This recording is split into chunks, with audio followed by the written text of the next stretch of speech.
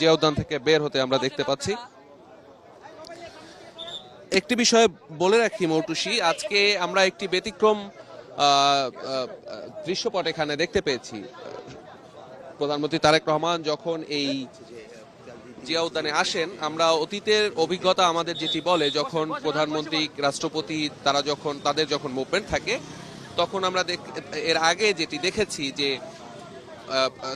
তার চলাচলের যে সড়কগুলো সেগুলো কিন্তু কিছুটা নিয়ন্ত্রিত করা হয়। তবে আজকের এখানে এসে সেই অবস্থার পরিবর্তন আমরা দেখতে পাচ্ছি এবং বিএনপির মিডিয়া উইং থেকে আমাদেরকে যেটি জানানো হয়েছে যে জনসাধারণের চলাচলে বিঘ্ন হয় বা প্রতিবন্ধকতার সৃষ্টি হয় এরকম পরিস্থিতি তৈরি না করতে প্রধানমন্ত্রীর পক্ষ থেকে স্বাধীনতা যুদ্ধের বীর শহীদদের স্মৃতির প্রতি শ্রদ্ধা জানান প্রধানমন্ত্রী।